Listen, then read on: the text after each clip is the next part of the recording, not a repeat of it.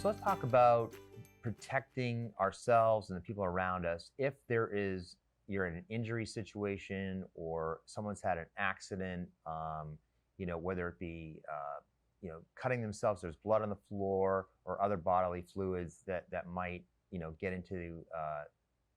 get on the floor or in the area you're in. What do we need to do when we observe a situation like that? What's the first thing we got to do? The main thing you want to do with that is make sure that you enter that area safely. So you want to make sure that you have on the proper PPE to be able to handle that body fluid, whether that's somebody has a large laceration and they've bled on the floor, or if there's vomit or feces on the floor. You're going to handle each of those in a different way. But the main thing is you want to make sure that you are protecting yourself from that bodily fluid prior to the cleanup. During that cleanup process, you want to make sure that you have the proper PPE on for that. And while you're cleaning that up, you want to make sure that you dispose that into a proper bag. So there's red bio bags. They've got the bio symbol on those red bags, and you want to make sure that you dispose of those properly. So that often gets separated from other trash, as an example. Correct. Yes. So bio bags need to go into a larger bio bag for a bio pickup. So in terms of, like say in a restaurant, let's say somebody slips and falls, we got blood on the floor. What are we going to do?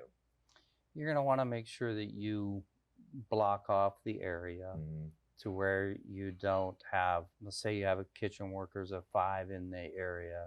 So you want to block that off to where the other 4 in the kitchen, provide plenty of room for emergency services or manager or what have you to be able to get in there to treat that person as they enter that area. They need to, again, ensure that they're safely protecting themselves, whether that's gloves or eye protection or even an apron. Might be a gown, might be something that is going to be needed to be able to safely protect yourself. So treating that person, and once you get that person removed from that environment and you're going to start that cleanup process, you want to make sure that a lot of times in kitchens you have drains that you don't want that stuff to go down into the drain. Good point. You want to make sure you get that cleaned up and stopped before it, you don't want to wash it down in the drain. Right. You want to soak that up and get that cleaned up and into those bio bags. So just so I understand, so you're saying any sort of a bodily fluid situation, we want to collect it at the point of where it's at and remove it, put it in a bio bag, and then my guess is we're going to disinfect at that point. Yes, you're going to want to disinfect and sanitize that area. So we have to make sure that we have a properly labeled disinfectant that will kill that type of, fluid. Yeah. Right. Yeah. Again, in your areas that you work in, each area should have an MSDS sheet on all the chemicals that you have. That's a very good tool that a lot of people forget about, to be able to utilize that, to be able to ensure that you are using the proper chemicals to clean up that spill. Right. Because one of the takeaways I hope everybody understands is, even though whatever's there has been removed and it's gone and it looks clean, there's another step here that is as equally as important, and that's that disinfecting part of it. Yes, I would agree. Right. So from your position as a public safety officer, what are some of the tips or best practices that come to your mind? Like, what are like the top 3 or 4 things that you would tell people about public safety they really should take to heart?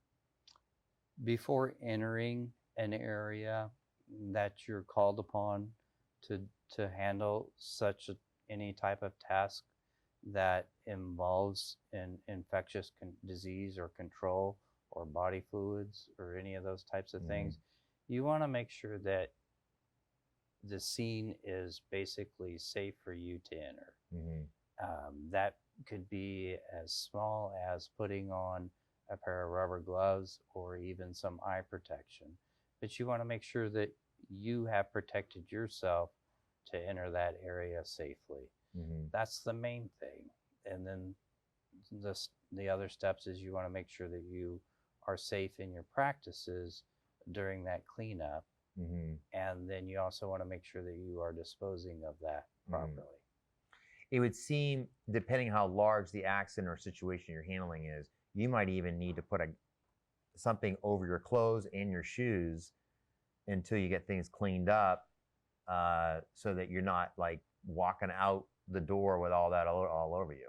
Right. You always want to, again, make sure that you are getting the proper PPE on for that type of situation that you're in. It could be a full encapsulated suit, all the way down to just wearing goggles and gloves. Great. Any other tips or advice you want to give for best practice just in general for public safety? Just really make sure that you know the types of chemicals that are in your area. Be familiar with those MSDS sheets are, as well as a lot of the kitchen areas and areas. The kitchen areas a lot of the times have washing stations. Make sure that they are working and inspecting those on a regular basis. So if there is ever a need to utilize that stuff, you want to make sure you know where it is and how to operate.